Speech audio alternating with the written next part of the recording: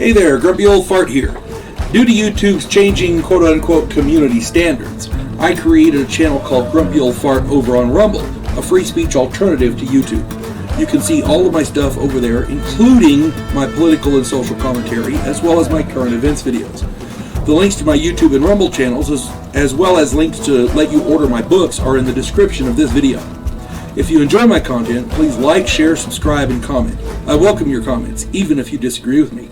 Now, on with the video. Hey there, Grumpy Old Fart here. I'm doing a UFO activities and alien, should be an alien activities, I think, video. I'm going to go ahead and change that. Of the Ripperston Farm encounters from 1977. I was looking for a UFO video to do this week because I really wanted to put one out. And I was struggling to find anything to put out there, but whenever I put a UFO video out or any kind of a alien thing, I try to use ones that are a little more credible.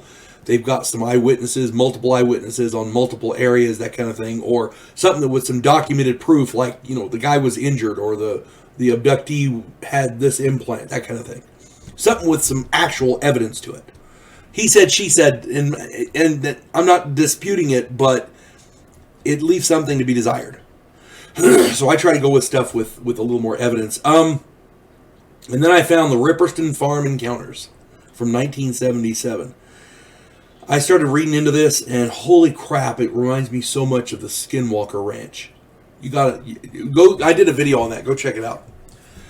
Let's get into this one. The Ripperston Farm. On January 14th, 1977, Pauline Coombe, C-O-O-M-B, Coombe, saw a great ball of incandescent light hanging motionless over a field near the cliff top, which, you know, it's in South Wales, so it's like they got the farms and then there's a cliff that goes down to the sea. Okay? Now, strange lights were fairly common in the night sky there because of the nearby military bases. But this light just hung there for about 20 minutes, and then it started swinging side to side like a pendulum. And then it slowly disappeared over the cliff. Now, the farm is in an isolated area of South Wales, so this was rather unusual. Fearing some military craft had crashed, she woke her husband up, and he went to the cliff and looked, but he didn't find anything. This began a series of encounters which lasted from January through December of 1977. On January 15th, the very next day, Pauline's husband reported a significant military presence. He said that it appeared below the cliff on the beach, which was likely in response to the UFO stories that were all over the newspapers that day. So she saw this thing. It went down below the cliff. He went and looked. He didn't see nothing. But the next day, the newspapers are full of stories of UFOs. And now the military comes out. They're all over the place. Her husband indicated that the Navy was actually building some sort of path beneath the water. So something got the military out there. I'm just saying. Now, we're going to get on to the rest of this story here. The sheer number of strange sounds and sightings across the property was staggering. And it wasn't confined to the property, but it was around it as well. It was all seemed to be centered on that farm. A strange humming noise coming from outside the bathroom window would enter and fill the room. Dome-shaped UFOs with pulsing green and yellow lights were seen virtually everywhere in the area. A blue light in a field which flew off... a blue light was seen in a field which then flew off quickly when somebody approached it. 14 schoolboys saw a landed UFO near their school and a silver figure near the craft. They described the craft as having windows and a door with a ramp. Flickering lights were seen from their windows, from outside, you know. They were inside, they saw them outside. Strange lights resembling headlights in their driveway. The guy would, you know, it's nighttime, he notices out the window there's headlights coming down their long driveway. He's like, oh crap. So he gets up and he goes to the door and looks, and the lights are either gone or they fly up into the air. Electrical problems in their house and car, which defy explanation. This is where it gets weird, folks. A shimmering humanoid figure at the window, which wore a silver suit and was 7 feet tall. When the figure touched the window, the glass began to rattle and the lights dimmed while the TV stopped working. The next morning, Pauline discovered a scorched rosebush and huge footprints beneath that window. A quote-unquote jelly mold UFO that was 50 feet wide. A dome-shaped UFO was seen near the hotel in town. 2 tall humanoid figures got out and appeared to be searching for something on the ground. 20 minutes later, the figures re-entered the craft and it took off. It flew quickly towards the farm. The dome-shaped UFOs were seen many, many times in the area. A tall, dark, fluid-like shape was seen in the front room of the farmhouse in the building. Multiple strange humanoids were seen all across the area, roughly centered on the farmhouse.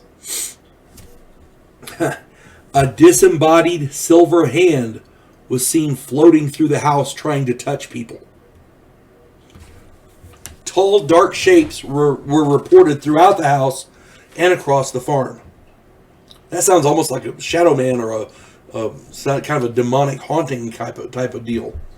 I gotta do some more haunted videos. Here's the weirdest one. On November 12th, well, it's not the weirdest one, but it's pretty well, arguably the weirdest one. We'll put it that way. On November 12th, 1977, a UFO was seen performing spectacular maneuvers. It abruptly plunged down into the sea near a rock formation called Stack Rocks. Pauline and her kids went and investigated. They saw 2 figures in silver suits who she estimated to be between 8 and 12 feet tall. These figures were walking around on that rock formation. They used a door in the rocks, and when they re-entered, the door disappeared.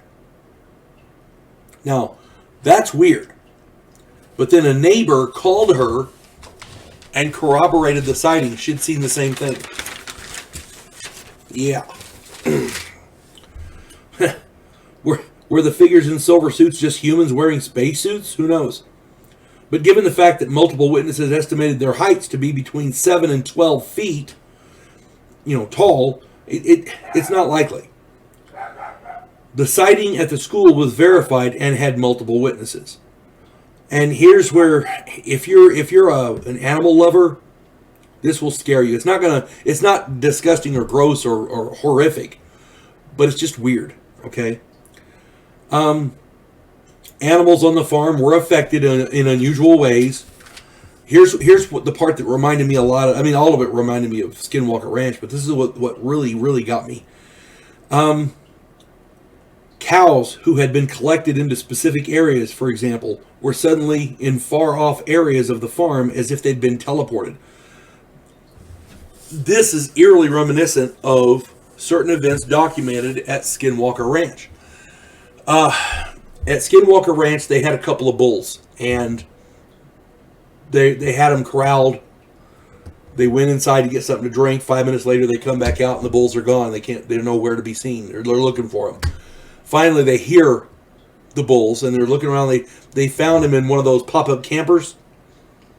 These are 2 full-grown bulls that had been jammed into a pop-up camper. Now, this didn't happen here. This happened at Skinwalker Ranch. The door couldn't, they couldn't fit through the door. Can you imagine trying to fit a full-grown bull through a door of a pop-up camper? That's ridiculous. And you couldn't do it in 5 minutes. It's not happening. But that's what happened on Skinwalker Ranch. Here, at this Ripperston farm, they would collect all the cattle up in an area. Several people would count them to verify. Then they would go off for a few minutes and come back, and one of the cows is missing. And they find it miles away. At one point, I think one of them was stuck and this happened many times, one of them was like stuck in an electric fence or something. It was crazy. It was like the cows were being teleported across the farm. It was just crazy. The documentation of these events is precise and thorough.